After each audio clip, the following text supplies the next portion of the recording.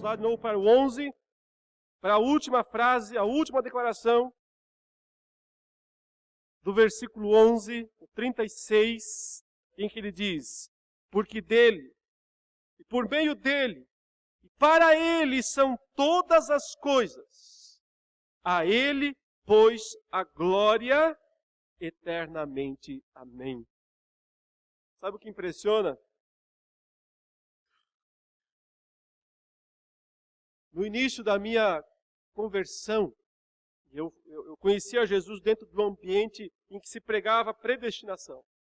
Até de uma forma um pouquinho mais dura, até meio dupla. E eu tinha uma dificuldade tremenda com predestinação. Porque ficava repercutindo na minha cabeça: não é justo, não é justo, não é justo, não é justo, não é justo. E quando eu li a explicação da misericórdia de Deus, eu ainda dizia: mas mesmo assim não é justo. Ainda assim não é possível. Sabe quando foi que os conflitos se resolveram? Volte lá para Romanos 9. Foi quando eu li a segunda resposta de Paulo. No versículo 19, Paulo antevê que as pessoas vão fazer mais uma pergunta. Ele já anteviu a pergunta de: isso é justo? É, por causa da misericórdia que Deus usa como Ele quiser. Agora ele antevê que vai ter uma pergunta mais dura agora. A pergunta do verso 19 é: tu, porém, me dirás, de que Deus se queixa? De que se queixa Deus ainda? Pois quem jamais resistiu à sua vontade? Veja, uma pergunta que demonstra assim, uma certa revolta, né? Do tipo: por que Deus manda pregar o evangelho então? Se ele decidiu escolher um, escolheu outro. E por que Deus então se queixa que as pessoas não creem? Se ele... Essa é a ideia aqui. De que Deus se queixa? Que Deus se queixa de alguma coisa então? Essa também é uma pergunta natural que surge como consequência da compreensão de que não é justo. Mas a resposta, isto ligado ao capítulo 11, o final, foi o que resolveu os meus conflitos. A pergunta agora que Paulo vai fazer é: quem és tu, ó homem, para discutires com Deus? Porventura pode o objeto perguntar a quem o fez: por que me fizeste assim? Ou não tem o oleiro direito sobre a massa para do mesmo barro fazer um vaso para a honra e outro para a desonra? Está usando o exemplo do oleiro, está dizendo: o oleiro, aquele homem que mexe com barro, ele tem um punhado de barro lá no quintal. Ele pega um pouco desse barro, coloca, modela e faz um vaso de honra. E chega para sua esposa e diz: querida, está aqui um vaso belo para você colocar em cima da mesa. Coloque flores dentro dele. Ele vai enfeitar a casa, é um vaso de honra. Ele pergunta para ela: querida, você precisa de mais alguma coisa? Ela diz: eu precisava de uma lixeira. Também, ele diz: tem problema, sobrou barro. Ele vai lá e pega o mesmo barro. Ele acabou de fazer um vaso de honra.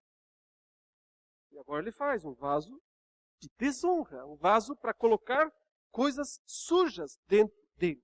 Porcarias. Do mesmo barro.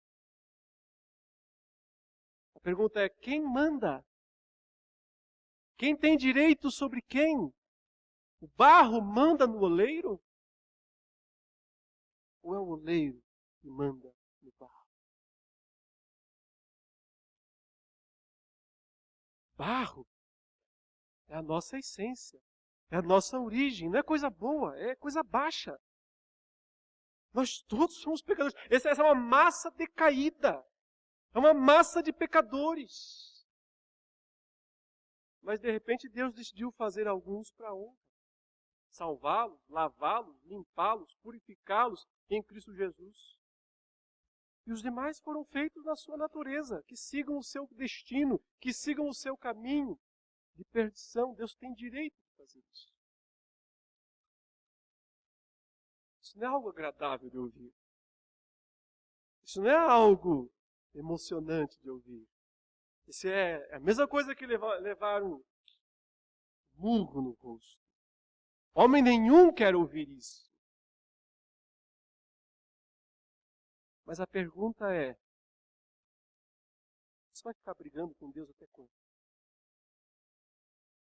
Você vai ficar discutindo com Deus até quando? Quem és tu, ó homem, para discutires com Deus? Você vai ficar discutindo com Deus? Fique. Vai em frente. Qual será a sua vantagem? Você vai ganhar a discussão? Você tem alguma chance? Isso resolveu meus conflitos. Porque eu entendi que predestinação não é para discutir com Deus, é para louvá-lo. É para adorá-lo, mesmo dizendo, entendo nada. Louvo mesmo assim. Não consigo entender como é que é isso. Como é que é justo, como é que não é. Não fica claro totalmente para mim. Aceito o que está escrito. Misericórdia, aceito. Melhor do que passar a vida brigando com Deus, discutindo com Deus, não aceitando, ou não olhando para o texto bíblico, ou quando chegar nessa página, você vira a página e não lê, pode ser. Os arminianos fazem isso a vida inteira. Pula essa página. Melhor do que fazer isso é fazer o que Paulo faz. Ele conclui toda essa sessão que vai no capítulo 9, no 10, no 11, depois ele fala sobre Israel mais claramente, por que Deus rejeitou Israel, se Israel tem alguma chance ainda, e tem, mas tem que se converter ao Messias. Isso pode estar no plano de Deus. Deus é misterioso. Ele conclui dizendo, ó profundidade da riqueza, tanto da sabedoria quanto do conhecimento de Deus. Ou seja, é melhor louvá-lo do que brigar com ele. É melhor adorá-lo. É melhor aceitar que é, porque ele é Deus. E quer saber? Se ele resolveu me escolher, eu, sendo quem sou, então eu tenho mais motivo ainda para, primeiro, não entender. Segundo, louvá-lo, bendizê-lo.